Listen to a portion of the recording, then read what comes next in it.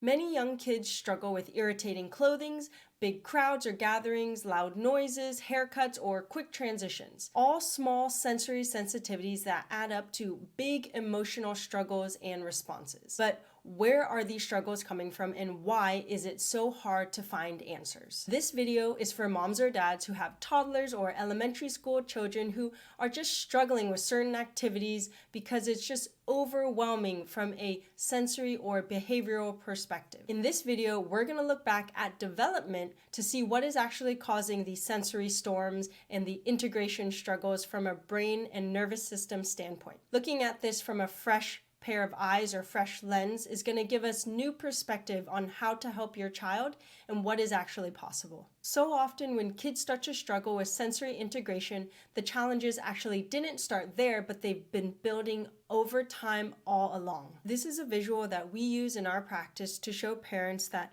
the sensory integration struggles that we see or that parents see actually doesn't start when you start seeing the struggles or the challenges. It actually starts ramping up through that sensory building process phase that we see right here. Those are the body's first experiences in life, whether that be in utero development or during the birth and delivery process. That's when the body and the nervous system, the brain and the nervous system, start to really acclimate to the world around it. That's when the sensory system starts to activate. This sensory response to the environment can go one of two ways. It can be easy, peaceful, relaxing, and it can activate what's called the parasympathetic nervous system, or what we call the brake pedal, where a child is doing all the baby basics, they eat, sleep, poop at ease. Or it could be the opposite. They could be a little more stiff, they could be more colicky, they could be arching a little bit more, they could, have been exposed to a physical stressor or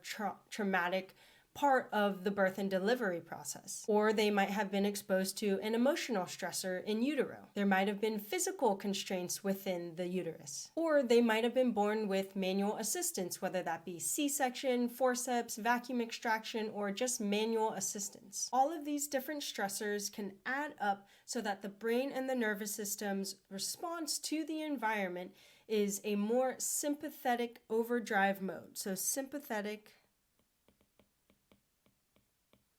overdrive mode. And the sympathetic mode is how our nervous system responds to stress. It's the protective mode. It's the fight or flight mode. It's the, what parents are going through when they see their child struggling with sensory integration. And it can be so hard because this sympathetic mode turns up the sensory processing, or that sensory information processing center. So it causes them to be a little more sensitive, a little more seeking, and it causes struggles later down the road in development. And that's why it's the base of everything we're talking about today. Our body builds these sensory phases through those first experiences of life, during delivery and in utero. And then we go on to seeing, how does a baby latch? How are they able to stay calm? Are they able to, push fluids out? Are they able to combat constipation? Are they not constipated all the time, or are they constipated all the time?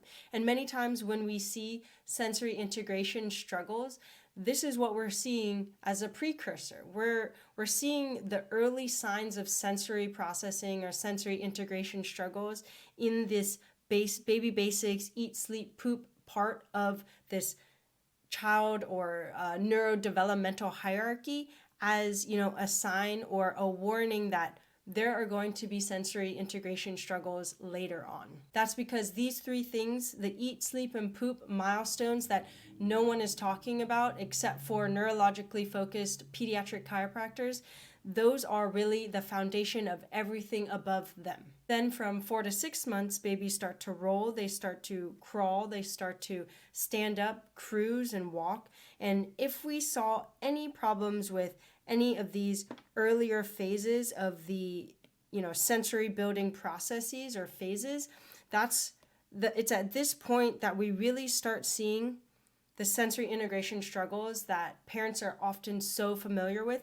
It's when the social, emotional, and behavioral parts of the development, or the phases of development, start to begin. That's why so much happens at age 2, 3, and 4, because that's when they're really trying to figure out what is socially acceptable to do. What am I emotionally capable of regulating? What am I trying to figure out to do next? How do I interact with people around me and with myself? And that's why we see more sensory struggles right here more than we do a lot of times before that, is because these social, emotional, and behavioral parts of neurodevelopment are really coming out and showing what's going on internally that has been building over those earlier months or years. So as parents, this is why it can seem like the sensory struggles start at this point in the neurodevelopmental period of your child's life, but it's really been building up this entire time.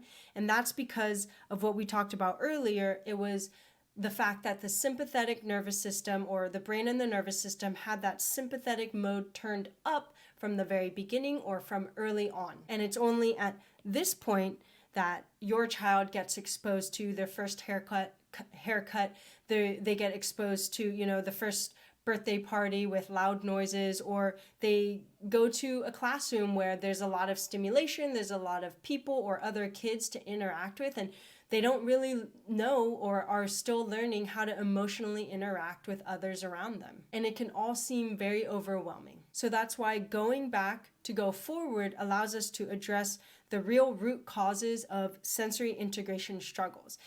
Even though a kiddo at 3, 4, or 5 has seemed to have already gone through development, we can still look back and look at the developmental things that had happened in this sensory building process, or these phases underneath the big brain phase, and we can turn off that sympathetic overdrive. We could help them sleep better. We can help them not be constipated. We could help them, be more coordinated and have less of a over responsiveness, or even too much of an under responsiveness to that sensory information that's coming in. And the key with all of this is that nerves that fire together wire together.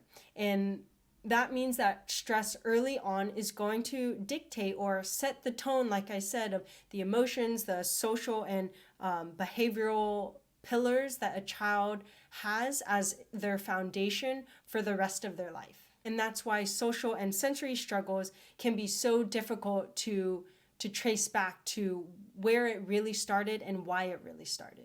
And this is exactly what our office does. We use special scanning equipment to understand where the nervous system is it in that sympathetic overdrive, and where is their sensory processing, or that sensory part of the nervous system at this point in time. That's why in our office, we measure and test it. We measure their nervous system and their sensory processing system. We scan every kiddo and we measure where they're at, where the stress is, and how we can help them. The truth is that so much happened during the first experience of life for a child, during the in utero development, and also during the birth and delivery process, that stress gets stuck in this upper neck and shoulder region. And these are the key areas where our body processes sensory input. That's why so many kids and adults alike with sensory integration challenges have a problem with people touching their neck, have challenges with getting a haircut. And they hate input to this area because they've already had so much input and stress stored up in this area already. So if you know a parent whose child struggles with any of this, or if you are a parent yourself whose child struggles with sensory integration, we'd love to talk to you. We know every child is unique. That's why we measure, track, and really understand how far back did it start, where we need to go from there, look back to go forward. Did the nervous system get stressed early on? Did stress get stuck in that sensory integration system? If you need anything from us, give us a call, send us a message, put any questions or comments down below, because we're here to help, and we know how emotionally challenging it can be for both your child and you as a parent. Thanks for watching, and we'll see you on the next one.